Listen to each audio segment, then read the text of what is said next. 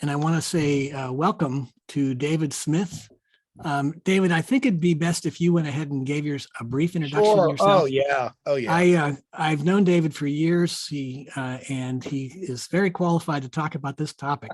And I'm so pleased that he was able to join us on his vacation. He's traveling right now, but he's made time for us. So thank you, David. Thank you, Bill. And my thanks to Bill. Bill and I go, I keep saying way back, and oh my gosh, that's a dangerous thing to say when you go back, right? But Bill and I guess we've connected mostly through the professional conflict resolution field, the academic side of it. When Bill was at Wayne State, I was at USIP. I've been at other places. We would meet at conferences. We'd be on committees and so forth. And I miss Bill. I don't see him around. I know he's doing other great things, and that's wonderful. But, we were talking about people who kind of made their marks in the field, the Lee Spauldings and so forth. Bill Waters is one of those people. You've got to remember a lot of the things that Bill was doing with kind of the intersection of technology and peace education, and also kind of on the community level, really is work that Bill got going. So I really want to tip my hat off to Bill and all the things that he's done. So glad I invited you to join us today. Glad to be here. So let me, we're going to do this in a very casual, informal way. It's always good to over prepare because it's easy to under deliver. It's harder to under prepare and then over deliver. So I've got a lot of slides, don't have to go through all of them, can skip through some of them, really can make this more conversational. And understanding who's in the room, who's the audience is really important, any kind of discussion. So let me talk a little bit about myself, but I don't want you to, at any point, you can just, there are 9 of us in the room. You want to open your mic, you raise your hand may be the best thing. And you can just jump in. We'll probably go about an hour. And I've got a hike calling me this afternoon, and my wife in the other room. So I'm not a Quaker, but like all good Quakers, going on a hike is kind of part of your creed, right? And we're going for a hike this afternoon. So as Bill said, I'm currently in Central Colorado on vacation, but I'm based in Washington, D.C. And I just kind of list these things. I know it sounds kind of egotistical, the things that I do, but I'll go through all of them and kind of provide some context of them. So primarily what I do right now is I'm a career coach. I work with a lot of people who are young people, like young meaning in their late 20s, early 30s, who are starting their careers, and then older people who are kind of in transition, looking for encores. Most of my clientele are people who are kind of looking for international education, conflict resolution, policy, humanitarian work, development work, and so forth. I also am president of a small NGO that Bill's familiar with, and we do humanitarian education. We run field simulations that are designed mostly for graduate students that replicate conditions in humanitarian crises. We just ran one about a month ago. We have a site in Garrett County, Maryland. So we're in Western Maryland. If Garrett County is, last county in Maryland. And we had students from George Mason and American University, all conflict students, graduate students who aspire to do humanitarian work. And we create kind of this fictitious country with role players and so forth. One of the things that I would say, and I think Bill agrees with me, that I'm a real advocate of experiential education. I think the best way to learn is to experience. And this is not experience-based for the most part. We're in a PowerPoint and we're doing it by Zoom. But, given our choice, the best way of learning anything is just taking our hands and kinesthetically doing things and being involved in things. And that's what we do. I also teach at AU and George Mason. Both of them, I teach facilitation courses and a capstone course also in graduate school. I'm also involved in University of San Diego. They have the Joan B. Kroc School of Peace Studies. I'm involved in their humanitarian assistance program. And then the last thing is probably in many respects is the thing that probably is most meaningful for me is that I participate in the Fulbright program about 20 years ago. I taught overseas at the University of Tartu, and I taught peace studies and conflict resolution. So I'm a big proponent of international education. I work with Peace Corps, I work with Fulbright, I work with a lot of organizations in advancing that connection to peace education. I've also written a book, which is there, and I can hold it up here, called Peace Jobs. It's now, gosh, about 7 years old. It's actually designed for college students and upper high school students. So not that you can't benefit from it, or you couldn't gift it to someone that you love that was thinking about a career. It's not a heavy read, and it's really a survey of the approaches and strategies that somebody who is 18, 19 years old might think about if they really want to commit to peace. One of the things I was very intentional about the book is the book profiles about 15 different people who, when I wrote the book, were kind of starting their careers, or mostly young people, and you can do that. I would not buy the book from the publisher. It's a little expensive, but if you go to Amazon, I think they're used copies at $15 and something like that. Then I also wrote this report when I was at the U.S. Institute of Peace, as Bill Budd had mentioned, for about 10 years. The U.S. Institute is a federal think tank. They like to use the word think tank, but that's really what they are in some ways, based in Washington, D.C. Not direct government, it's kind of indirect government, quasi-government, you would say. And when I was there, I was the director of national outreach, which meant that a lot of the higher education work fell under my kind of oversight in what I was doing. So that's about me. Let me, So let me kind of move along in this. So you see the next slide? Yes. So here's where we want to start. I want to find out who you are. Are you Jeremy? Are you Jeremy's mom? Or are you Jeremy's grandma? And this is, well, let me just give you a second to read the cartoon, and you can tell me who you are.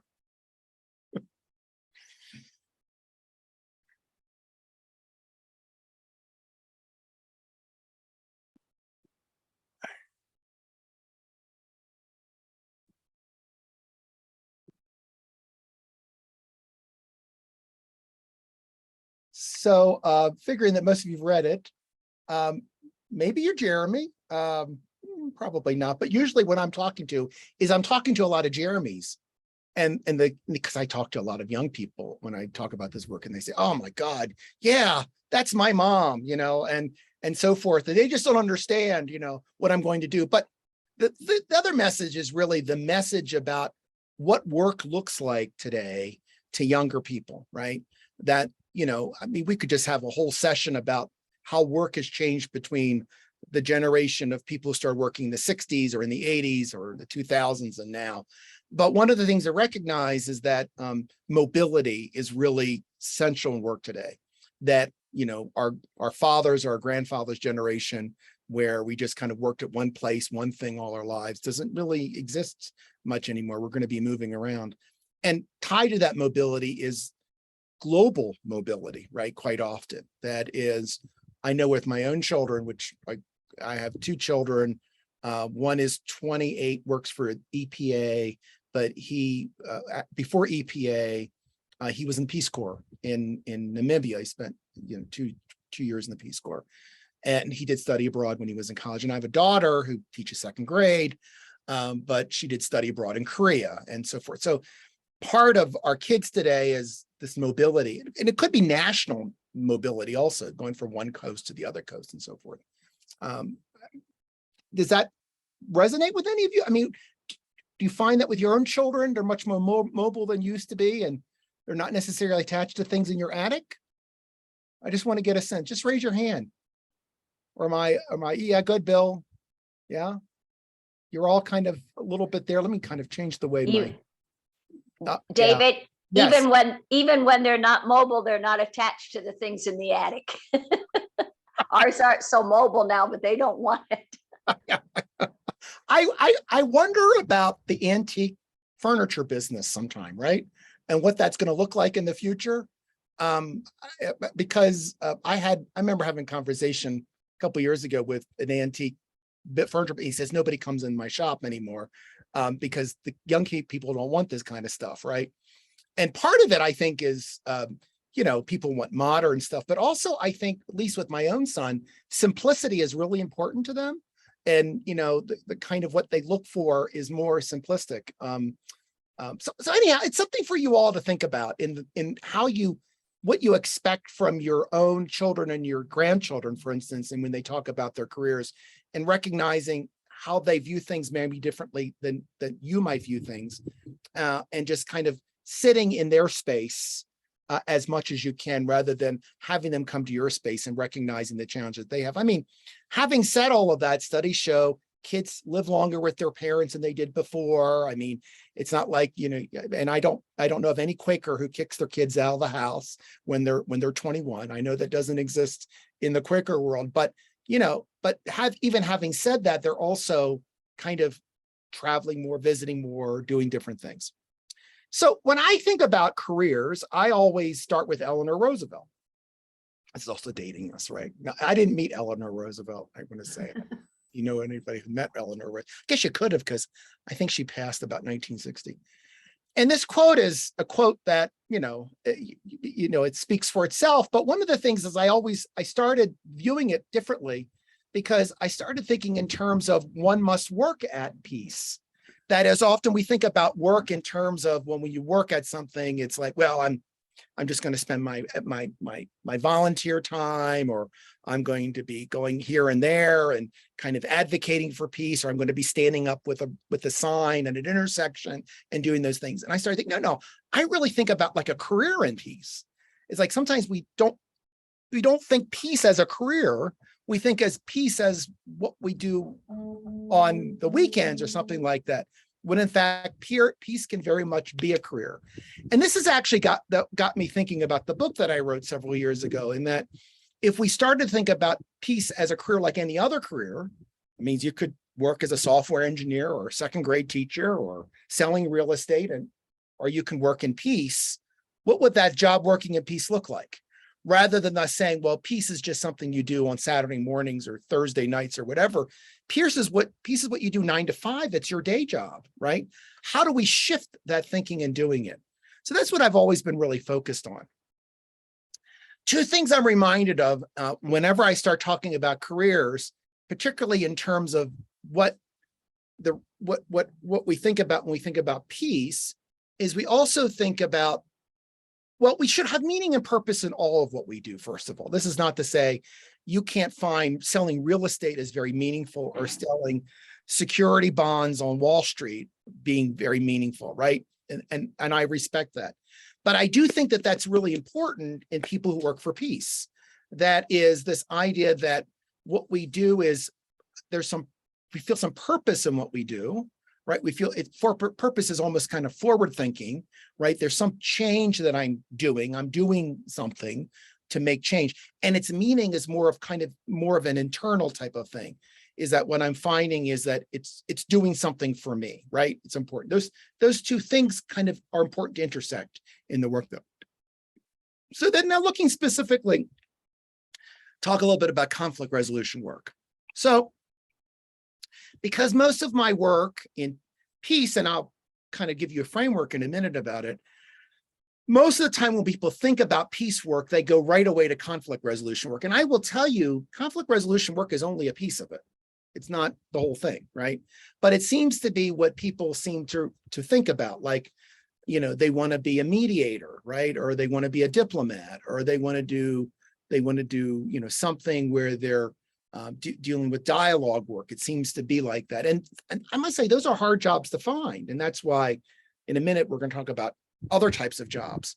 But a colleague of mine who I know Bill knows, Susan Raines, is at Kennesaw State in 2018, did this interesting study of she studied probably about 25 or 30 professionals in the field. And she found that most of the people who do peace work in the conflict resolution field, and I really think this is suggestive of people who do peace work in other fields, really look upon their work as a calling, right?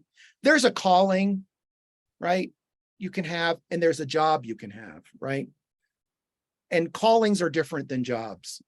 And you can have a job that is very important to you and you think is, great work, but to have a calling is something different than that, right? I have a graduate certificate in positive psychology from the University of Missouri, and we spent a lot of time distinguishing between what a calling is and what a job is. And a calling is, it's self-actualization. You feel like it means the work is who you are, right? Like you live the work. And I mean, I'm speaking to the choir because I know the Quaker community, and I think all of you, it's that inner light, right? And that inner light is who you are, and that reflects what you do. It's not like you can separate the two from each other. So another thing to think about careers is to think about how careers are changing in the future. So sometimes when I talk about people and jobs, we seem to be focused a lot, and this is generally not just the peace field, we tend to be focused a lot on the title of the job. I want to be an X or I want to be a Y. And, you know, nobody comes to me anymore and says, I want to be a TV repair person, right? But we could list a lot of different jobs of, I want to be an X, I want to be a Y. Maybe because my dad was an X or a Y, I want to do that. This is a picture of my dad, right? Probably a few of you recognize what my dad does for a living, what he did for a living. Anybody know what my dad did for a living? Just open your mics and tell me. Typesetting? Yeah, he was a letterpress operator. Yeah, He right. ran a letterpress, right? Yeah. Now, some of us are old enough to remember that that's what printing was letterpress. Mhm. Now letterpress is artesian. You go to a shop and you see the big block letters and it's like an art form. But my dad sent me to college running a letterpress. Okay, is what he did, right? That job doesn't exist anymore, right? And they say in the next 10 years, 10, 15, whatever it is, 60% of jobs now haven't been created yet. So when we're talking about peace jobs, one of the things we have to recognize is that we don't know what those jobs are going to be, right? I mean, we are in the greatest employment transformation probably there's ever been in society, right? And it's tech, obviously, it's kind of mobility is another part of it. So for me to say you should be an X today, in 5 years, that X may not exist, right? You see all this, right? I mean, it's kind of frustrating in a way, but it's also very exciting to find different things that are out there that are now careers that weren't careers at one time. I mean, the biggest growth in careers, I mean, you know this as well as I do, are careers that actually support us as we age. Mhm. Right? Home health aides, right? Didn't exist 20 years ago, right? Hospice didn't exist 30 years ago, right? So, you know, some of his demographics that are changing things. So a little bit about the future. So when people are thinking about the work of peace work, and I'm not defining it yet, one of us to think about is that there are kind of three things that I think are driving it. One is mainstreaming it. And this is something to think about. One of the things that I really worry about is when we say, well, this is a job that focuses on peace and it's over here in some column, right? And then these are other things out there. And the integration of people who work for the resolution of conflict to promote peaceful relations, to raise diversity, to allow for dialogue is not like some box over there and we go to that box when we need it. That box can't be a box. It has to be everywhere. Everybody has to be empowered with this. And that works against the idea that there's a peace job. It works more in terms of everybody needs to have peace skills, right? It's not just in a company, when you have a conflict, you have to go to the HR department. No, you could have your own conflict resolution skills that you use, or your supervisor could have that, or anybody could have that and be able to employ that. So it's not so much of a job as it's a skill. Mhm. Does that make sense? Mhm. And if Yes. we say peace jobs need to be in this box, no, people will stop going to the box, right? The other thing has to do with high touch and boundary crossers. This is a concept that the author Dan Pink, I read a lot about. Dan Pink is one of the authors that I would suggest. He's based in Arlington, Virginia. He wrote a book called Drive, A Whole New Mind. He's a really, really important contemporary thinker. One of the things that he recognizes is the idea of boundary crossers, which I'm going to talk about later on, is that the people that make the most contribution to our society today, who are people who can see the intersectionality of things, Mhm. can see how things relate to each other, right? So, if I'm working in the sciences and I'm a biologist, right? But then I'm also I'm more of like a social worker, right? And I'm working in change or helping people adjust to situations, right? The intersection of, say, biology and social work, right? How biology is affecting how people relate to each other, right? I think about COVID, for instance, right? The science of COVID and how people work with each other. That in itself is important work, where that intersectionality is, right? One of the things that happened in kind of, I wouldn't say our field, but around the world, is that if I had said to you 30 years ago, there is a relationship between migration, right? Forced migration, and the way that the world is changing climate-wise, you would not have seen it. But now, when we talk about climate change, we're almost talking about how it affects people and how they're displaced because of it. Mhm. Go talk to people in Eastern Kentucky this morning about that, okay? Mhm. And so one of the things to recognize is that fields are increasingly connecting to each other, getting into that space, being somebody who understands migration and displacement. At the same time, they understand how the world is changing because of climate, can bring a lot to a situation. High touch relates to this idea that one of the things we worry about a little bit, or we're concerned about, is that if we technologically develop artificial intelligence, right, there's still a need to be in a physical space with someone, to read them, to touch them, to assure them that I don't think artificial intelligence, at least not in our lifetime, is going to provide for, right? I mean, Zoom has challenged us all because we don't necessarily sense people's emotions anymore. We don't necessarily can see if people are crying, or if they're welling up, or if they're nervous, or if they're shaking, or if something is happening to them. But we still do all of these things, right? And so we still need to continue to have careers where people are doing those things, because conflict and peace at its basic is a personal experience, right? War in Ukraine is a personal experience. Going through a divorce is a personal experience, right? And we need to have people there. We can't mechanize how we respond to all of that, right? And then finally, which is a little bit relates to the first point, is the increasing importance of soft skills in all fields. Now, soft skills, we know, like hard skills are like, you can, data entry and this and so forth. But soft skills we often think about as the humanistic skills. It's team building. It's being able to have a conversation with somebody. And the thing that always strikes me is that soft skills are rarely taught in a direct way. They're often something that you pick up from your family or your environment, or maybe you learn in an indirect way. And that's good, but that's bad, right? And I'll give you an example. It's team building. Every job out there says you have to work as part of a team today. It could be a team through Zoom, or you could be in the office. Tell me the last course you took on team building skills. Who taught you how to be a team player? Might have been your mom and dad, right? But there isn't really, and that's such an important skill today. I mean, have you ever been on a team where everybody's an alpha? Like everybody wants to be in charge, right? Or like you've been on a team where nobody wants to be in charge, right? Right?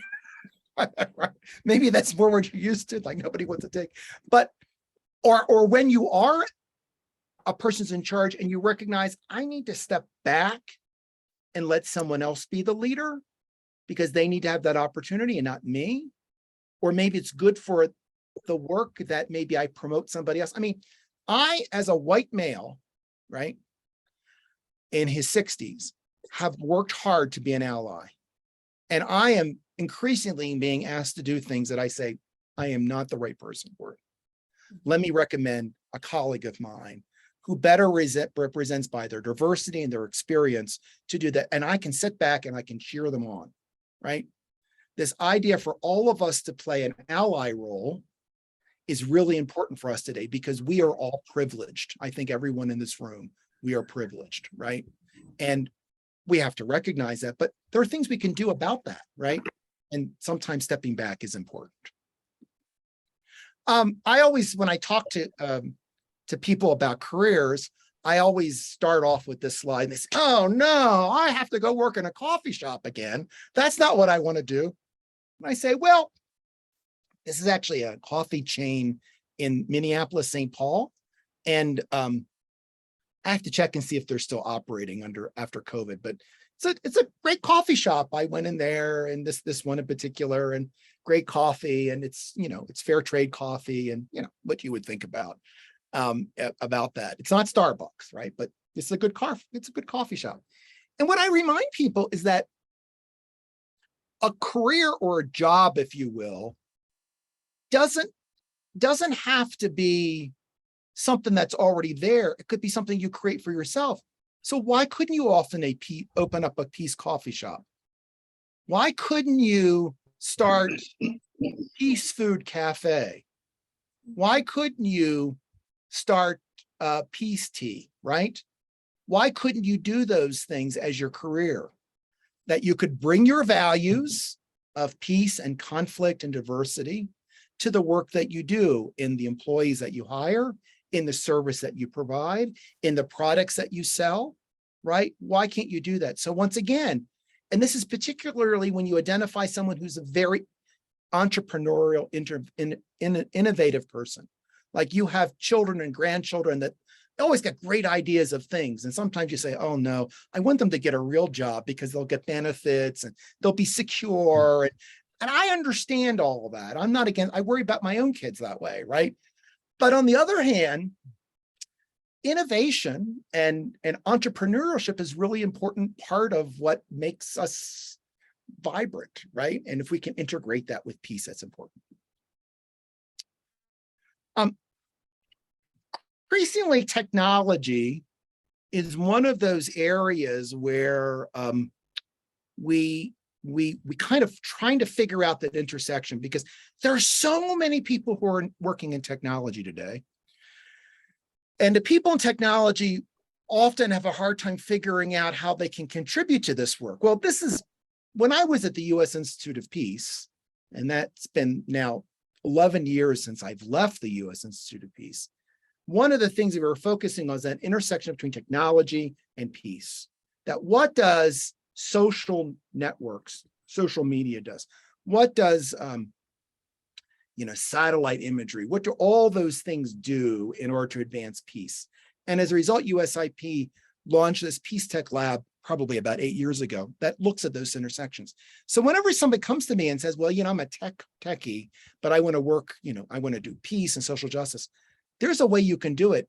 And if no other way, every organization that I know that's involved in social justice, they have a website. They have to use Twitter. They have to do these things. So because your skills come from somewhere else doesn't mean you can't apply them. This is a picture of my son. This picture is, I guess it's a good 4 or 5 years old. My son was a Peace Corps volunteer in Namibia. If you ask him about his experience, you would be surprised at his answer.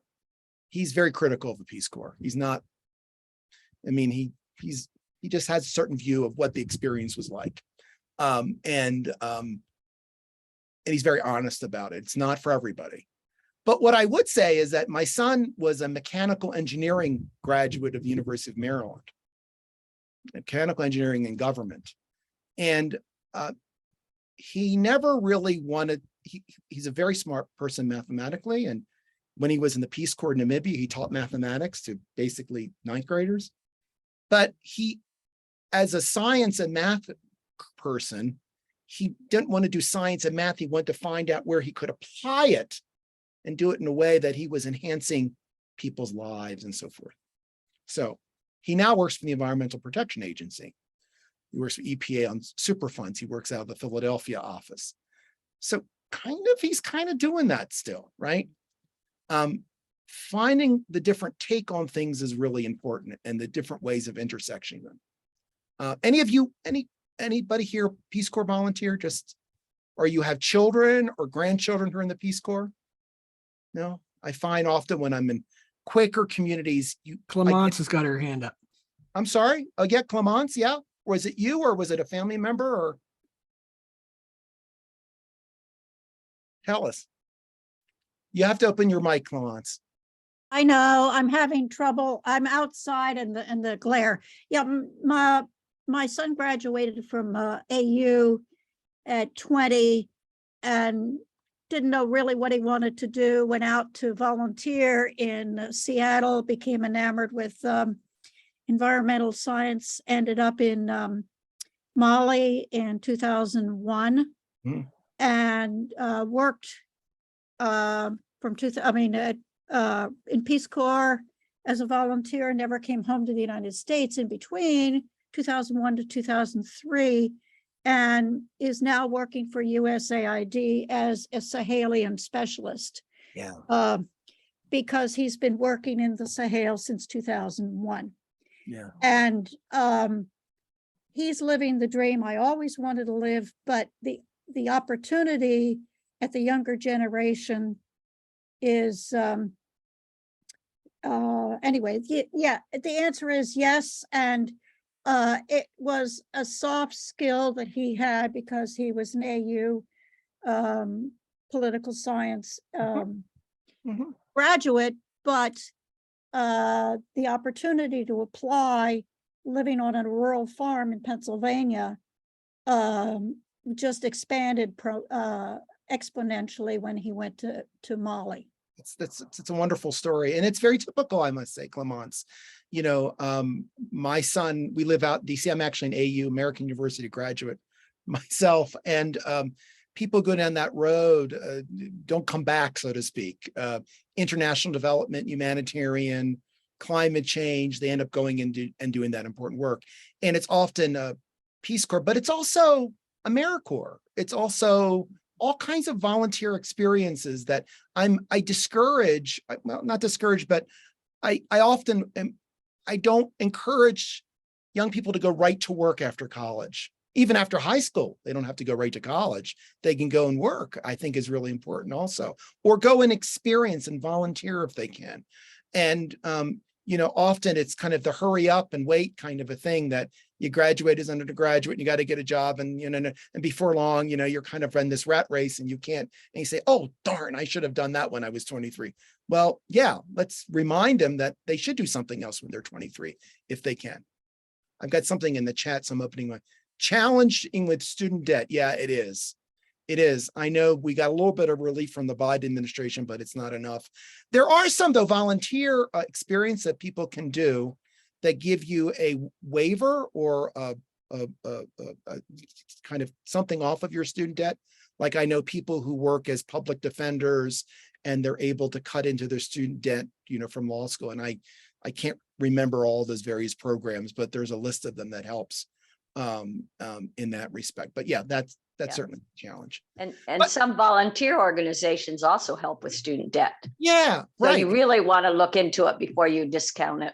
Yeah, exactly. Right. A lot of them will help you with that. And but I guess I do think that, like, I agree with you, David. I think there's a lot of opportunities, but I do think there are class and location geographic differences in which the like people who do not want to go to a different culture, who in Pittsburgh, are not interested in that, or like, again, that maybe that like I think in the coasts, this is much more typical of something that you think about than in the central part of the United States.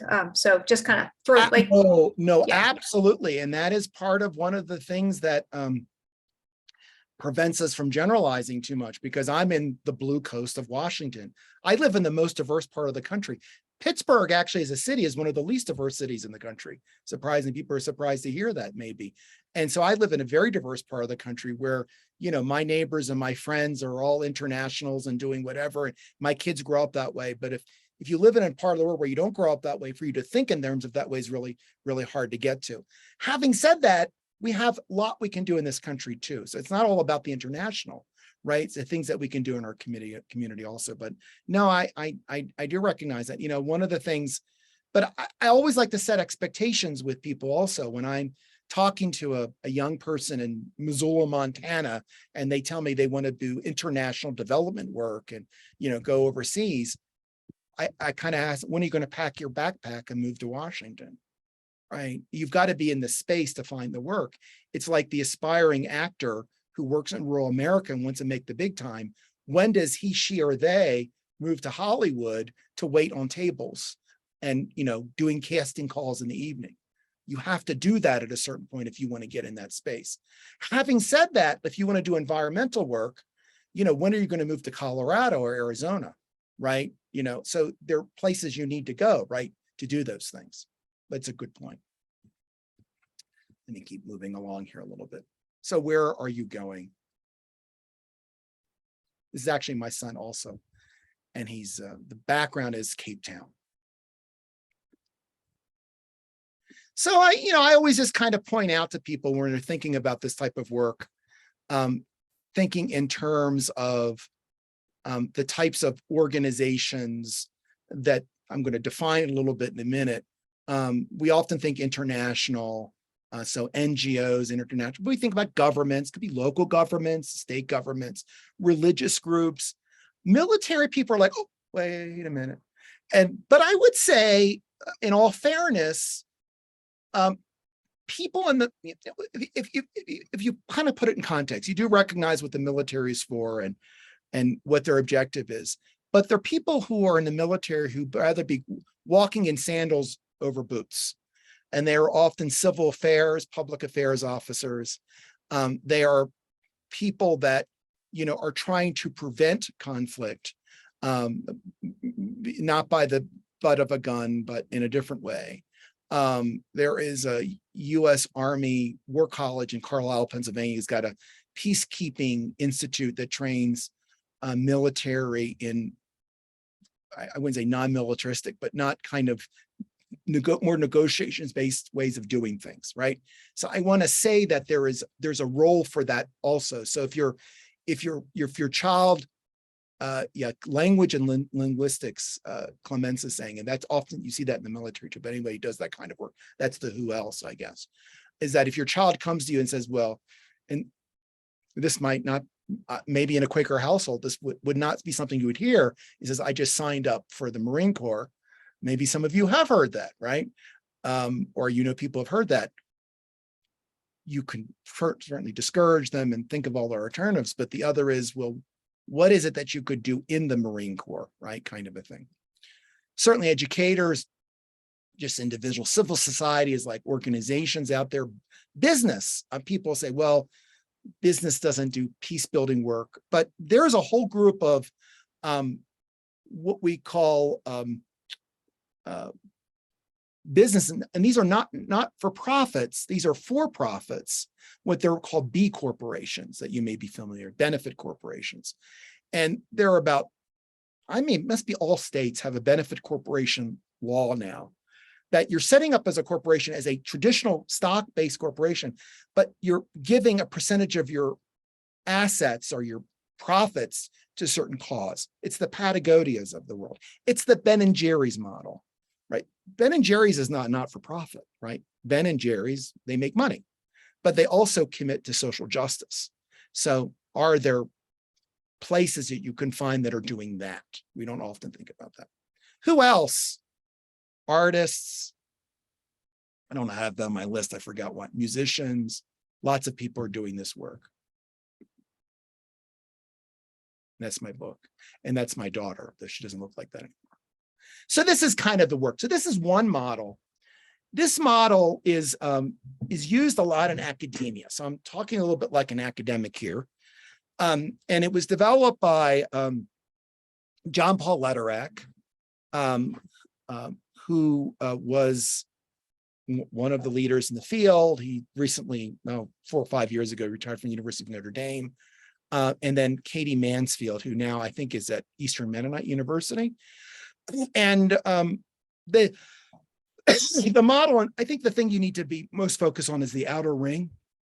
They did this in a very illustrative way with their graduate students at Notre Dame University about 20 years ago. They surveyed them and said, well, where are you working?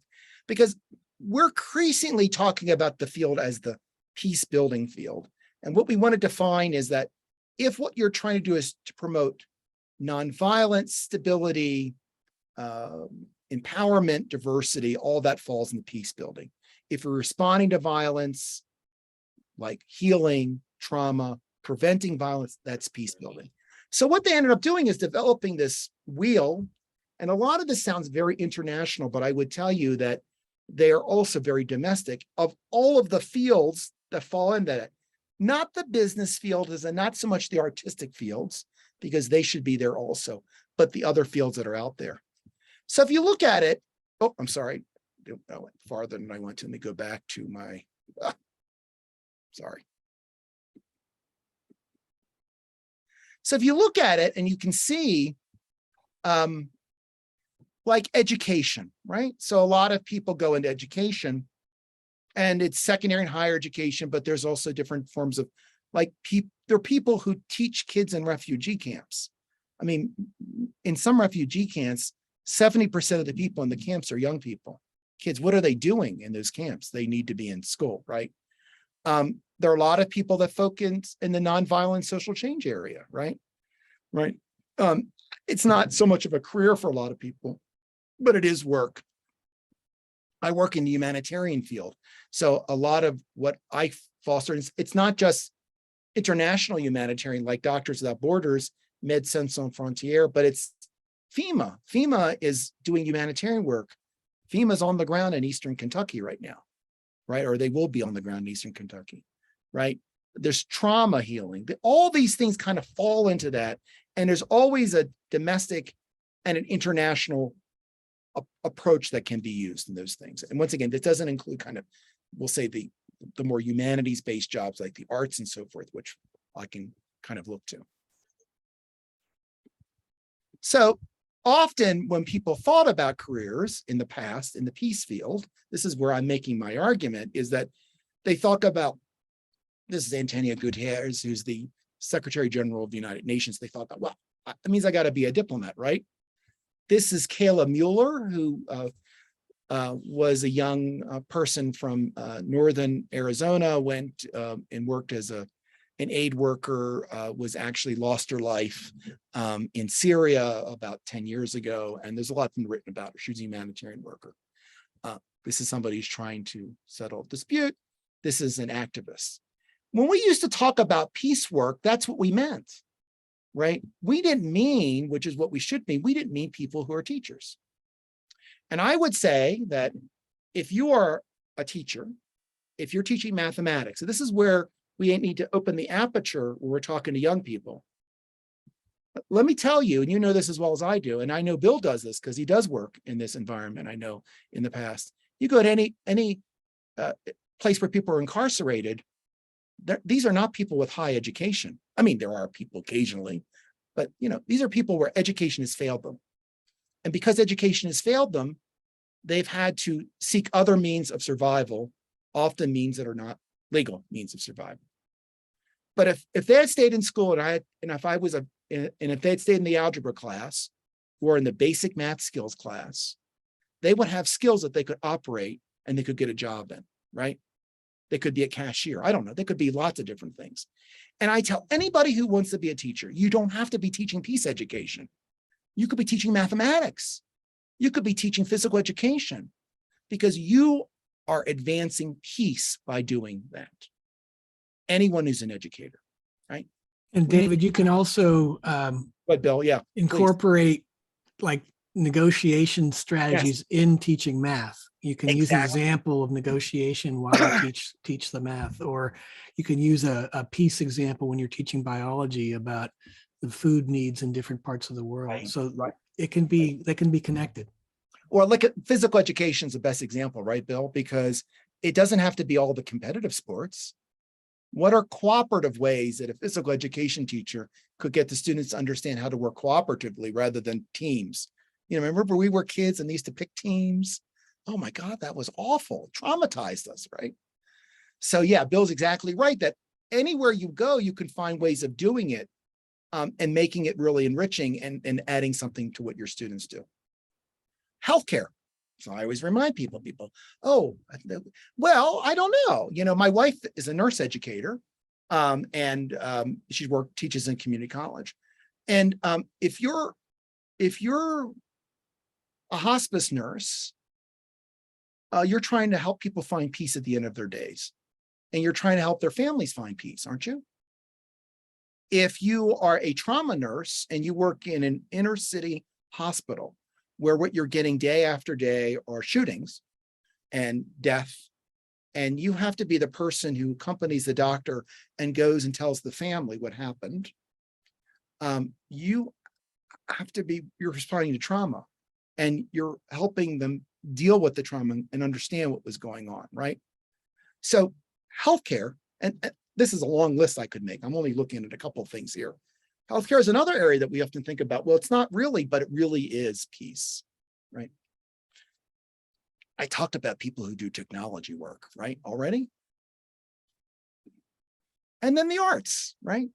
I mean, anybody who's in the arts, once again, and it could be the visual arts, it could be the performing arts, you know, so many different ways that art is manifested all the time. All of those things are ways in which we can foster peace, encourage people to think peacefully, think about solutions to violence, manifest violence. Think of all the great murals that have developed out of the Black Lives Matter movement. Look at that iconic mural of George Floyd. Right? Everyone knows what that is. And they see that. He says, you know, and isn't at the bottom, he says, I can breathe now. Right? At the bottom of the mirror, it says, I can breathe now. And that sends such an emotion to people that it's that kind of artwork that actually spurs them on to do what they need to do. Right? That's a peace job. That's what I'm saying. Right? This is kind of how I understand it more in a graphic way. So not to put too much time in this, that conflict has 3 levels, basically. There's the micro level. This is where conflict and peace manifests themselves between individuals, right? You know, I think about, I'm a lawyer from first training and I was a divorce mediator. Okay, so there you see it there. Social workers, aid workers, anybody that's dealing with people one-to-one, right? Trying to actually prevent violence or to respond to violence, trying to encourage peace, diversity in a very individualized way. And that's really important work. That's work we can't do away with, because like I said in the beginning, conflict at its basic is always, it's you and I. Then there's the kind of the group level. And these are people who work in movements, Black Lives Matter, right? All of these movements out there, the environmental movement. Often you're not necessarily working with individuals as much as you're working with groups of people to advocate for something, right? Some cause or some change that's out there, right? These can be activists, they can be working for maybe lobbyists, but people who work for action groups and so forth. Then there's the macro. And these kind of blend with each other. The macro is often thought about as the global, right? People who do macro work, they say, I want to go work at the UN, they're going to go work kind of at that level, right? And then it's divided between what I would say is the indirect and the direct. The direct action is often what we think about in the job. That is, I'm a diplomat, I'm a mediator, but it's the indirect that actually is more ubiquitous in everything out there. If I'm a math teacher in high school, I'm not necessarily teaching about conflict resolution, but the indirect outcome of what it is that students are skilled, people can get a job, people can support themselves, people don't have to do nefarious things in life, right? And certainly you can use examples, right? And what I want young people to think about and everybody to think about is that any job, right, can be a peace job. Anywhere you go, you can find that space, and thinking about the consequences of what you do become really important. I have something in the chat here. Nonviolent communication. Yeah. And I've gotten, I know Marshall Rosenberg group also. That's ubiquitous. It's how we communicate with each other. It doesn't have to be a job, right? It's out there. So now I'm going to change a little bit. I'm going to go through this a little bit more quickly so that we're wrapping up in a few minutes and then we can take some questions. Often when I'm talking to groups of people, I'm talking to young people.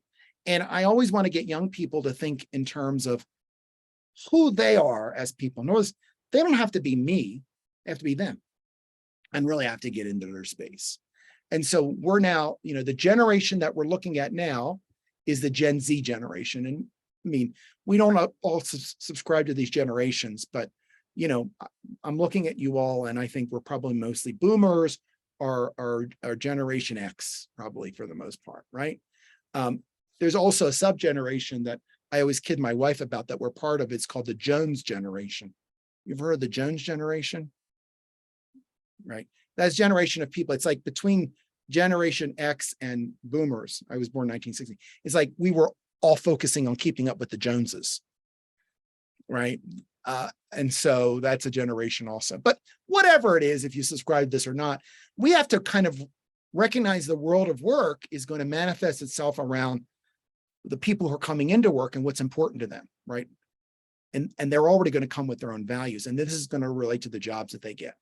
Like my son, who's 28, and he does good work, and he knows he does good work, but he doesn't work after 4:30, and he takes off his holidays, and he enjoys his life. And he does some things that are kind of maybe a little bit advocacy based, but he's not like I am, where I'm here, this is not work, but what I'm saying is that we're like working all the time, right? Kind of crazy people, right? That's boomers and Generation X people. The new ones, the new generation isn't like that, right? It's funny. I was in a restaurant. I was in a coffee shop in Leadville, Colorado yesterday, and I really feel for people who are small businesses today, especially coffee shops and so forth. They can't get enough employees, right? And we can talk all day about why that's going on. Is it salaries isn't high enough? If people see its mobility, right? But a lady walked out and says, because there was a waiting line of 40 minutes to get your order, she says, nobody wants to work anymore. Nobody wants to get a job anymore. And she was fluffing and walking out. I said, well, that's not true. We want to work. We want to do something. But what's wrong with us thinking about it in terms of what's important for us and what's it in our terms, right? Kind of a thing. And I almost wanted to go and talk to her, but the pacifist said to me, just let it be. Often when I do with people, when I start thinking about careers, is I have them complete a mission statement. That is, I have them kind of craft like who they are, right? As a way of starting, and I have them put that mission statement on the door that they open most in their house. Of course, we know that door is the refrigerator door. That's the door that gets the most action in our house. And you kind of remind yourself of what your mission is in life, what your goal is. It kind of focuses you every day, right? This is a checklist that I'm going to give this PowerPoint to Bill so he can share it with you. So you don't need to look at it really deeply.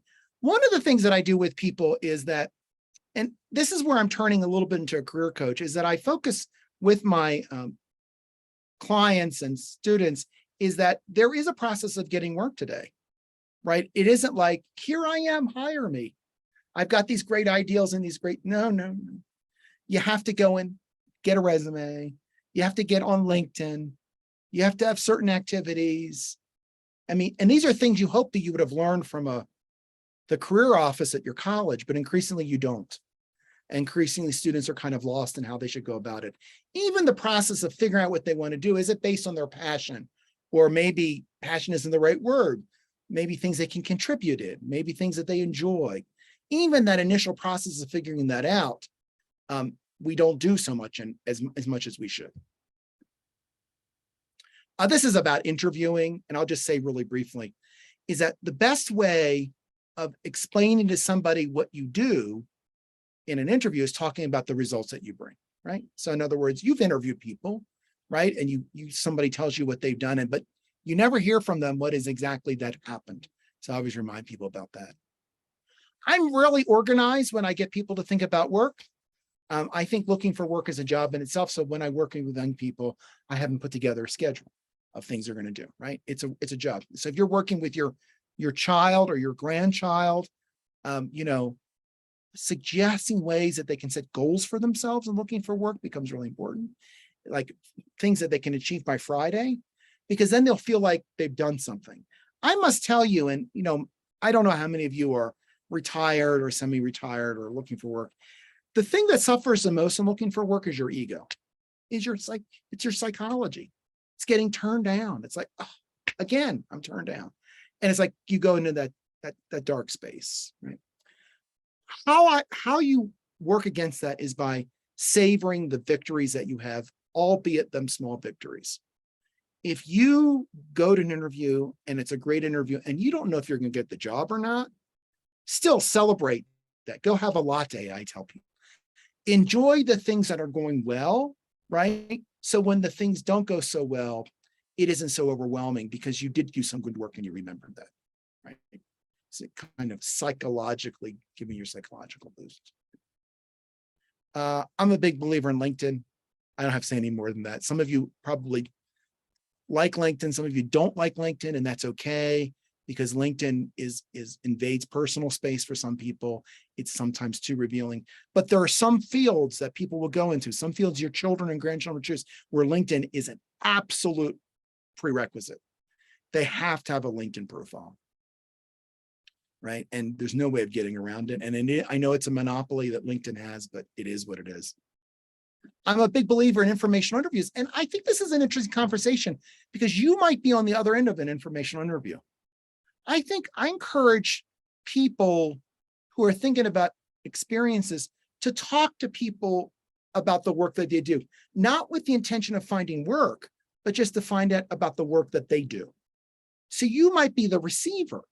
And I tell people when students reach out to me for an informational interview, I give them all the time I can give them, because I don't want to be doing what I'm doing. I mean, I can't be doing it forever. I got to give it to somebody.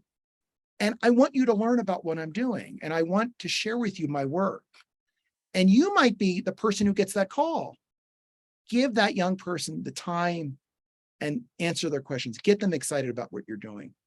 And this is a much more efficient way of looking for work. A lot of time is like, they apply for this and this and this and this, and they don't even know what they're applying for. But maybe if they had a few informational interviews with a professional, they'd have a clear sense, oh, I like that work that Sally's doing or Susan's doing. And maybe that's the field I ought to be going into. It's the informational interview that gets them like that.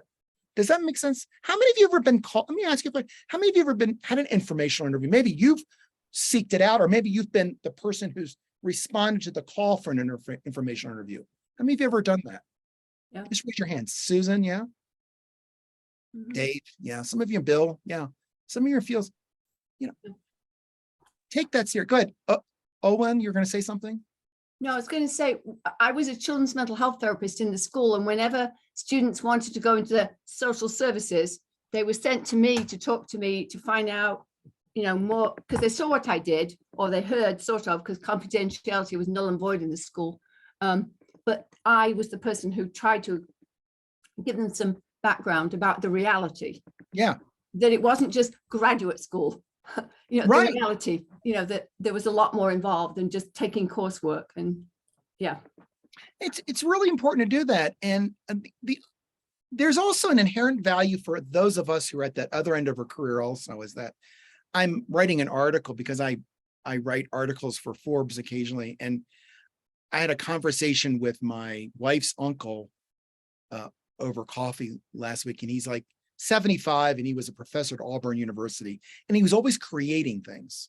Like in our 50s and 60s, we're creating things. But then what happens is we stop creating, sometimes because we're not in a position to create, or maybe it isn't of interest. What do we do then? We mentor is what we do. We need, in our 60s and 70s, we don't have to create. We have to nurture. We have to mentor. We have to help other people to create. And that's what I was telling him. And I was trying to get him to think in terms of, rather than writing another book, because he's read several books, you don't have to, you can write another book, of course, but can you be in that space where you're kind of the person who's mentoring somebody else? Very meaningful. All right, just a few more slides. Storytelling is another thing that I think is really important. This has to do with interviews. I always tell people that when you're talking about yourself, make it a story. Make it a story. And you don't have to always be the hero, but it's great when you are the hero. So when somebody says to me, or when somebody asks me, well, tell me an experience that you had, where you were challenged. And you say, well, one time I had to work on deadline and I got the work done. Okay. Or you could say, I came into the office on Monday morning at 9 o'clock and I just realized that the partner I'd been working with was fired on Friday. And I said, oh my gosh. Then my boss calls me into her office and says, David, we still need to get this done and we need to produce this project by Wednesday. You think you can do it? And I said, oh, I can do it. So I cobbled all my resources. I did this is what I did. And I got it. And the grant was accepted on Thursday. And I was so proud of myself. That's a much better way of answering the question, right? Right. And so you want to get the people that you work with, young people, your kids, your grandkids, to always think about stories that they can show what they've done, that they can tell, rather than just telling them what they did. It's a lot more interesting, right? You all know that. I mean, Quakers, all the Quakers I know are storytellers. So you know that. David, what do you refer to about don't replay the narrative? What's that part? Don't replay the narrative. What I think I mean with that is that you don't have to repeat. You don't have to, you state the story and you don't have to then go back and say, this is what I said in the story, kind of a thing is replaying the narrative. Most people understand the story. That is, it's like, what I'm trying to explain to you is just tell the story, is what I'm saying. A couple quick things, 2 ways of looking for work, online and networking. I always tell people, always think about blending these options, but networking, we all know in our fields that where we've gotten most of our jobs is because we know somebody that knows somebody, right? A student comes to me and says, oh, I want to do this, that, and the other thing. I said, oh, I know Bill Waters. He's looking to hire an X. You get the job. But what happens, everyone goes and go online. So they want to go to all these great job sites, right? They go to, like, this is a just list of job sites I have on my website. And these are all lists of job sites you can go to, including USA Jobs. And they spend all their time doing that.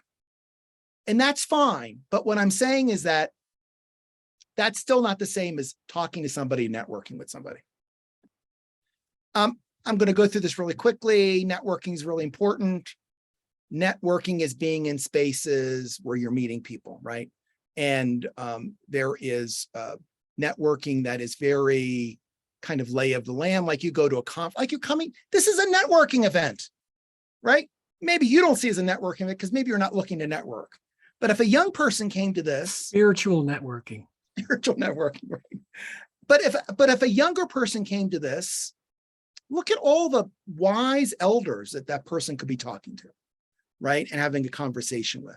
And maybe they're coming to the yearly meeting because they've never been to yearly meeting. They don't know anything about it. It says lay of the land, right? Maybe they're coming to the yearly meeting because there's something specifically they want to find out about, because they read the wonderful advertisements, everything that the bill created. And they say, I want to go to this session because I want to learn about X. So they're coming to the yearly meeting for something specific in mind. Or it's very strategic. I'm coming to the yearly meeting because I want to talk to Bill Waters, because I heard that Bill Waters does all this tech stuff and everything. He's really good at that stuff. So I'm coming to this specifically because I want to talk to Bill Waters and maybe we can have coffee afterwards, right?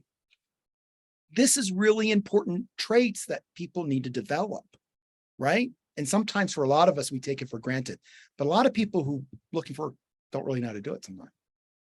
This is about networking. These are the organizations that you can join. Bill and I were involved in the Association for Conflict Resolution together. I'm going to go through this pretty quickly.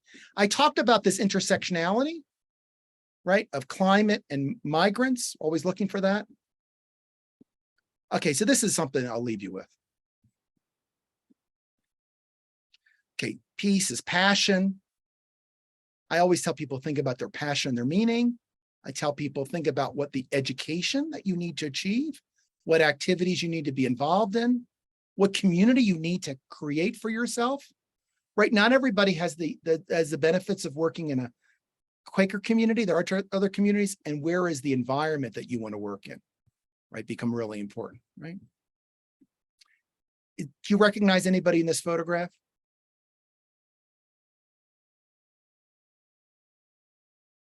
How about this guy right here? It's Martin Luther King. It's 1944. He's at Morehouse College. And back in the 40s, a lot of colleges were letting in people younger than the college age because of enrollment issues. Remember, we were in a war. And so you had like 16 and 17-year-olds in college, which was Martin Luther King. I always tell him, where is he sitting? He's sitting in the front of the classroom. Right? This is a good thing for a teacher to remind. If you sit in the front of the classroom, you're never going to have to stand in the back of the bus. Okay. So sitting in the front of the classroom, paying attention is really important. The other thing I remind people is that we want to find your sweet spot. The things you love, things the world needs, who you are, what you're great at. These are, I'm not going to go through this, but I'm often, this is probably pretty typical. When you're dealing with a group of college students, he's like, okay, questions. And it's like, nobody says anything. Don't have any questions. I know they have questions. So what I do is I tell them the question they should be asking me. So I'll go through questions with them. It says, how about getting a graduate degree? Oh yeah. How about getting a graduate degree? Right. And so I'm not going to go through this with you, but sometimes when you're with a group of young people, they don't want to ask questions. Tell them the questions they should be asking. Right. What I do. I go through all these questions. I'm not going to go through them with you. This is my NGO, the Forge Center. So I always make a commercial at the end. Bill Waters knows this because when he was at Wayne State, he took students to experience that I had. This is a program we did recently, which was 4 days in Western Maryland. These were the 10 students from 3 different colleges where for 4 days, they work as humanitarian workers. And they're part of an NGO, fictitious country. They sleep in tents. They deal with ticks and mosquitoes, things that Quaker kids are all used to doing because they all go to Quaker camp. So I know your kids are all used to ticks and mosquitoes and that kind of stuff and living in tents. But you'd be surprised how many of these kids have never put up a tent in their life, right? And these are graduate students. It's a big learning experience, very team building. And at the end, the idea for them is to get the look and feel for 4 days of what it would be to do this kind of work. And you often have students who walk away and saying, oh no, I don't want to do this. But the other students who will say, yeah, I could sleep under mosquito netting. I could be an aid worker. I could be that. So, you give them a little bit of taste of it is really important. So that's me. And I'll stop sharing. And looks like, yeah, I know I ran through things pretty quickly, but questions or things I didn't cover or things that you're interested in, I'm all ears and maybe even some mouth, but they're definitely all ears. Thoughts? Thank you I so wanna much, know- David. Yeah. Good, I Sally. want to know if you would be interested in coming to Bluffton University, a small Mennonite college in Northwest Ohio. I'd love And to. we have a peace lecture every year. I could see you fitting in there. We've done a lot around vocation, passion. I mean, all that stuff fits. Yeah. Can I pass your name on to? Yeah. I'm retired now, but I worked there for years. But I know the Ohio peace community really. Jen Batten is a good friend of mine, and I've given talks at a lot of Ohio institutions. Great. Virtual. It's before the pandemic, I was traveling. I was visiting Yeah. a college a month, and then pandemic changed all that. Yeah. Actually, I'm glad not traveling so much, doing it. That just have to pay me just a little bit. It's not a big thing. So yeah, I'd love to. Yeah. Thanks, Sally. Anybody else questions? Go ahead, Dave. I know Susan. Yeah, I appreciate the focus of the presentation has more towards young people looking at careers, but certainly a lot of opportunities there for volunteer activities for a retired guy like me, and more interested in local rather than international peace building because I'm settled in my community. Right. And in my family, but still, I see a lot of opportunities just even in my family for peace building. It's been a very stressful couple of years, the trauma of the 2020 elections and COVID pandemic, and a lot of communication channels have been broken. Mhm. So there's an opportunity ahead. for- There's a lot, for there are a lot of bridging. groups, there are a lot of groups that are working on dialogic processes. One of the groups that I work with a lot, and if you're interested, email me. It's called the Urban Rural Action. And it's based, where it's based, I'm not really sure, but the guy named Joe, what is his last name? It matches urban and rural communities is what it does. And it works in that divide because often our political schisms are based on rural versus urban, not everywhere, of course. But if you use the urban rural metaphor, then you don't have to talk about blue and red. You can just talk about how farmers have different values and people live in cities. And it's called Urban Rural Action. I think if you Google that, you will find it. And he's not the only one that does that. So that's really important work. And a place like Ohio, probably a lot of you Ohio, you've got people who live in Cleveland, and you've got people that live in Marion, for instance, right? And Marion and Cleveland are very, very different places in Ohio, right? Rural and urban, right? And how do you cross? Yeah. Anybody else? And just open your mics. If not, so my email, I'm going to put this in here again. My typing is not what it used to be. So just email me. And if you lose the email, and that's my website also, if you just email David J. Consulting, you can see all the stuff I do and the talks that I give and so forth. The J is important because there's other Smiths out there. A lot of them. They're not nearly as important as I am, but there are a lot of Smiths out there. I get one of these credit reports every now and then, and I learn about all the David Smiths that are just not doing things that I'd want to be doing. But anyhow, that's what it is. But no, drop me a line. We can chat. Sally, I'd love to find out what's going on at Bluffton. It was nice spending an hour with you all. I wish you all the best in the rest of your yearly meeting. I know doing it this way might not be the best alternative, but I will tell you, one of the things about doing this way is that I can talk to a lot more people a lot farther and create community in different spaces that we couldn't before. I mean, I teach online, and I teach both asynchronistic and synchronistically. So synchronistically, like you meet at 4:30 Eastern time every week. And I've got students who are like in East Africa who are getting up at 2 o'clock in the morning to come to my class. And I really honor them for their tenacity to want to do that. But where else could I have created a community with people from East Africa, right? So it's great. We don't want to keep you from your hike. Yes, I gotta all But right. I'm so pleased that you joined us today, and recording will be available to our folks and be on YouTube. So I'll send you the link when it's That'd ready. be wonderful. Well, thank you all. Thank you for asking me, inviting me, Bill. Thank you all. It was great to see you. You will have it, and you'll have the recording. Share it with your offspring or your younger people. I mean, not to say that you don't want to have a job either in that way, but thinking about it in that terms. And have a great rest of your conference and a wonderful day. I hope you're not too hot where you are. I know some part of the country is still very hot, but it's not hot here. It's nice here. So Thank you, David.